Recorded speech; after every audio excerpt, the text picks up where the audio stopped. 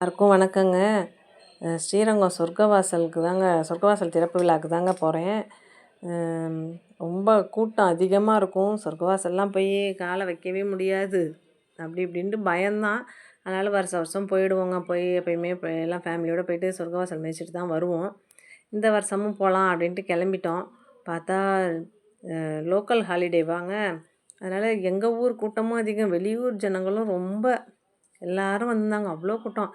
இது பின்வாசலுங்க. அதனால் இந்த பக்கம் கொஞ்சம் கூட்டம் நார்மலாக கம்மியாக இருந்தது. அதனால் பின்வாசல் வழியாக சித்தி கூட்டிகிட்டு போனாங்க. அப்படின்னு சொல்லிட்டு உள்ளே போயிட்டோம். கூட்டம் இந்த பக்கம் நார்மல் தான். அந்த மெயின் வழியில் தான் பயங்கர கூட்டம், லைனு. இந்த பக்கம் எதுவும் கிடையாது.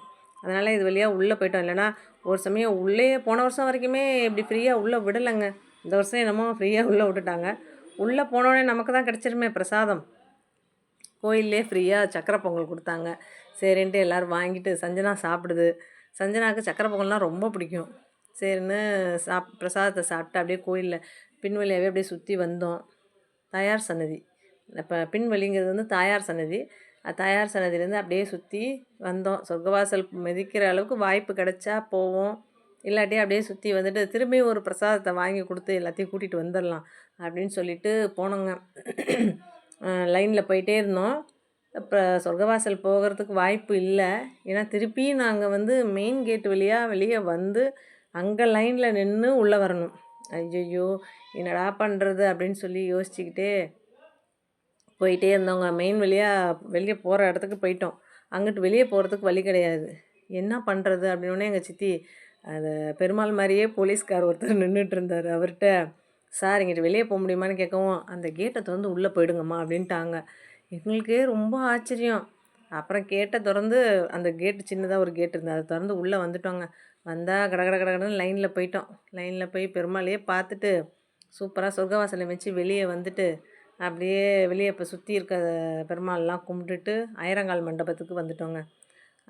இதெல்லாம் ஆயிரங்கால் மண்டபம். இது ஆயிரங்கால் மண்டபத்தில் ஆழ்வார்கள்லாம் சுற்றி இருப்பாங்க. அவங்களுக்கு விடிய விடிய பூஜை நடக்கும். அவ்வளோ பேருமே பூஜையை பார்த்துக்கிட்டு எல்லோரும் கோயிலில் உட்காந்து பாட்டு படிக்கவும் டான்ஸ்லாம் ஆடுவாங்க. ஆடிக்கிட்டு எல்லாம் பண்ணுவாங்க. அதெல்லாம் நாங்கள் சுற்றி பார்த்துட்டு வெளியில் வந்துட்டோம். அவருக்கு இப்போ ஆயிரங்கால் மண்டபத்தில் பெருமாளுக்கு வைர அங்கி போட்டிருப்பாங்கன்னு சொல்லுவாங்க. அது எங்கள் சித்தி சொன்னாங்க, நான் மறந்துட்டேன். அதை பார்த்துட்டு வெளியே வந்துட்டு மறுபடியும் பிரசாதத்தை வாங்கினோம். வடை, புளி சாதம், கேசரி, தோசை எல்லாம் வாங்கி சாப்பிட்டுட்டு பிள்ளைங்க கொஞ்சம் நேரம் விளையாண்டாங்க. விளையாட விட்டுட்டு அப்படியே கிளம்பிட்டோங்க வீட்டுக்கு. நைட்டு எப்படியும் 9, 9:30 ஆகிடுச்சிங்க வீட்டுக்கு வரவே.